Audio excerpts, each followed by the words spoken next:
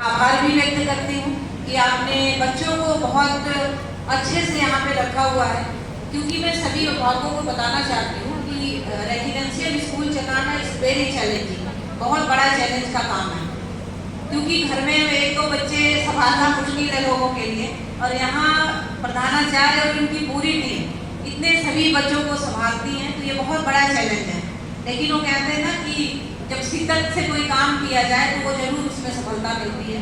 तो बच्चों का क्वालिटी देखकर, बच्चों का परफॉर्मेंस देखकर ये पता चल रहा है कि यहाँ पे बच्चे और उनके साथ साथ सभी टीचर और अभिभावकगण बहुत मेहनत से कार्य कर रहे हैं, तभी उसका रिजल्ट हमें यहाँ पे देखने को मिल रहा है।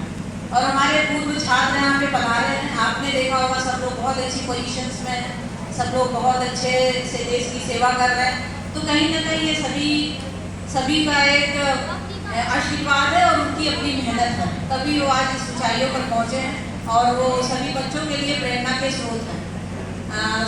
अक्सर कहा जाता है कि बच्चे भी सोचते हैं, अभिभावक भी सोचते हैं कि काश हम बहुत बड़े स्कूल में पढ़ाते, यहाँ पढ़ाते, वहाँ पढ़ाते, हम तो गांव में रहते हैं। लेकिन ऐसा कुछ नहीं सोचना चाहिए। गांव के बच्चे हों या शहर के बच्चे हों, अगर उनको सुविधा मिलती है, अगर उनको अवसर देते हैं, खासतौर से माता पिता ये अवसर देते हैं, तो बच्चे कुछ भी कर गुजरते हैं। इसलिए हमें अपने बच्चों को अवसर देना चाहिए। मेरा सभी पेरेंट्स से यहाँ पे विनम्र निवेदन है कि आप अपने बच्चों को जैसे अभी मौका देते हैं, वैसे उनको आगे पढ़ने का मौका अवश्य दें। और बच्चे जिस भी फील्ड को सिलेक्ट करना चाहते हैं उसमें आप लोग जरूर उनका साथ दें। ऐसा नहीं होना चाहिए कि बच्चे कुछ करना चाहते हैं, क्योंकि अब वो पहले का जमाना चला गया जब पेरेंट्स डिसाइड कर लेते थे बच्चे को क्या करना है। अब बच्चे बहुत ही टैलेंटेड है, बच्चों को सब जानकारी होती है, हमें किस फील्ड में जाना है और आगे क्या किसमें अपना करियर बनाना है। तो इसलिए जो बच्चा करियर सिलेक्ट करता है उसमें आप लोग भी उसका साथ दें और आप भी उसके हमसफर बने, क्योंकि माता पिता की सहयोग के बिना, सपोर्ट के बिना कोई भी जिंदगी में आगे नहीं बढ़ सकता है। हम लोग भी यहाँ बैठे जितने भी लोग आगे बढ़े हैं, सबने देखा होगा कि आपके माता पिता का कितना बड़ा योगदान था। वो आप जब पढ़ते होंगे तो वो रात में जगते होंगे, आपके लिए खाना बनाते होंगे, आपके लिए सब कुछ सेक्रीफाइस करते हैं। तो इसीलिए माता पिता तो खैर कोई उनका स्थान नहीं ले सकता लाइफ में, लेकिन उससे भी बढ़कर गुरु है। गुरु का ऑलरेडी इतने सारे संस्कृत में, हिंदी में गुरु की महिमा का वर्णन किया गया, सभी लोग जानते हैं, मुझे बताने की जरूरत नहीं। तो गुरु का स्थान भी बहुत ऊंचा होता है, इनफैक्ट सबसे ऊंचा होता है। तो मेरा बच्चों से अनुरोध है कि आपके गुरुजन जो भी आपको टास्क देते हैं, जो भी आपको पढ़ाते हैं, आप जरूर उसको पढ़ें, अच्छे से पढ़ें, और जो आपको कहते हैं उनकी बातों को अवश्य मानें, उनका रिस्पेक्ट करें, क्योंकि अगर आपको कुछ भी आपके जो भी कहते हैं आपकी भलाई के लिए कहते हैं, है ना, कि आपको कैसे वो आगे ऊंचाइयों पर पहुँचाए, कैसे अच्छा इंसान बनाए। सबसे ज़्यादा जरूरी लाइफ में अच्छा इंसान बनना। अगर आप अच्छे इंसान हैं तो जिंदगी में कहीं भी रहेंगे आप अच्छा ही कार्य करेंगे। तो इसमें बहुत बड़ा स्कूल का योगदान होता है, और माता पिता जो प्रथम पाठशाला होती जिंदगी की, उसका सबसे बड़ा योगदान है कि हम सभी के बच्चे किस दिशा में जा रहे हैं और कैसा इंसान बन रहे हैं। तो इसलिए बच्चों को अपने पेरेंट्स की बात को माननी चाहिए, वो कभी गलत नहीं होते, आपके लिए हमेशा अच्छा करने की कोशिश करते हैं। जिनके उतने संसाधन हैं, जिनकी उतनी सुविधाएँ हैं, आपको अवश्य देने की कोशिश करते हैं। तो अपने पेरेंट्स को जिंदगी में कभी निराश मत करिएगा, और अपने टीचर्स को जो भी वो कहते हैं उनकी बातों को रिस्पेक्ट करिए, उनकी बातों को मानिए, और समय समय पर मैडम आके बताती रहती हैं आपकी शैतानियों को भी, लेकिन बच्चे हैं तो थोड़ा बहुत चल जाता है ना, चलता है कि नहीं? यस, थोड़ा बहुत चलता, लेकिन थोड़ा बहुत चलेगा, ठीक है, ज़्यादा नहीं चलेगा। बच्चों के विकास के लिए जितनी शैतानी जरूरी है बस उतना ही चलेगा, है ना। जो बुरी आदतें हैं वो बिल्कुल भी नहीं चलेगी, बैड हैबिट्स, बैड मैनर्स, वो सारे आपको छोड़ने हैं, तभी आप अच्छा इंसान बन सकते हो, अच्छा मानव बन सकते हो। और जो अच्छा इंसान होता है वो समाज के लिए काम करता है, अपने लिए तो करता ही करता है, बट वो समाज के लिए अच्छा काम करता है, जो आज की सबसे बड़ी ज़रूरत है। और मैं बच्चों से ये भी कहना चाहूँगी कि किसी प्रकार की जो नशा है इससे भी आप दूर रहें, क्योंकि आजकल ये जो बुराई हमारे समाज में बहुत ज़्यादा बढ़ रही है। तो कहीं ना कहीं इसमें पेरेंट्स को भी ध्यान देने की ज़रूरत है, और बच्चों को सेल्फ डेवलप हो हैबिट की, वो नशे से दूर रहें, बुरी चीज़ों से दूर रहें, और सोशल मीडिया भी हमारे लिए अच्छा भी है, खराब भी है। हम पे डिपेंड करता है हम किस चीज़ को ग्रहण करते हैं, किस चीज़ को छोड़ते हैं।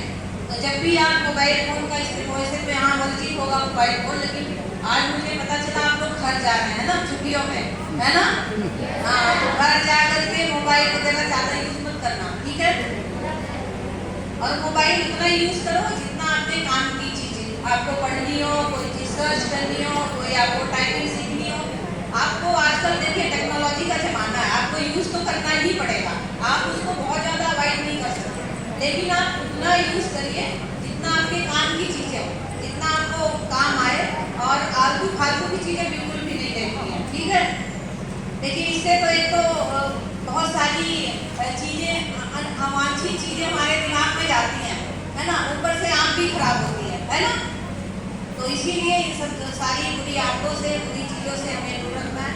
और मेरे ख्याल से बच्चे अब यहाँ के इतने लोग समझदार, इतने बड़े हैं कि सबने अपने लाइफ में जरूर कोई ना कोई लक्ष्य तय कर रखा होगा कि मुझे लाइफ में क्या करना है। म्यूजिशियन बनना है, कि आर्मी ऑफिसर बनना है, कि प्रशासनिक सेवा में डॉक्टर, इंजीनियर, या मुझे अच्छी फार्मिंग करना है, या कोई अच्छा बिजनेस करना है ना? कर लिया सबने? सबने कर लिया? उधर से आवाज़ नहीं आ रही है। Very good. तो सबने जिंदगी में क्या करना है, सबने सोच लिया तो बहुत अच्छी बात है। और जो आपने सोचा है, आपका एक सपना होना चाहिए, आपको उसकी ड्रीम आनी चाहिए। आप सपना देखिए, है ना? सपना देखना बहुत जरूरी है लाइफ में, और उसका पूरा करने के लिए दिन रात मेहनत करिए और जुट जाइए, ठीक है? और मैं वैसे तो कई दिनों से यहाँ आना चाह रही थी, बट समहाउ आ नहीं पाई। बहुत पहले भी आ चुकी हूँ यहाँ पे, तब शायद आप लोगों में से कोई रहा होगा या नहीं। उसके बाद तो डिस्ट्रिक्ट पोस्टिंग में चले गए थे, तो ज़्यादा नहीं आ पाए, बट यहाँ आके बहुत अच्छा लगा। और मैडम की कुछ डिमांड्स भी हैं आगे कि बच्चों के विकास के लिए, बच्चों को आगे बढ़ाने के लिए कुछ चीज़ों की ज़रूरत है, तो हम उसे ज़रूर पूरा करने की कोशिश करेंगे। और आपने एक वाहन की मांग अभी तत्काल रूप से करी है कि बच्चों को कहीं काम आता है, या फिर कभी शिक्षकगण को कोई काम की ज़रूरत है शासकीय कार्य की, तो मैं उसको जाते ही कहीं ना कहीं से ज़रूर अरेंजमेंट करने की पूरी कोशिश करूँगी। और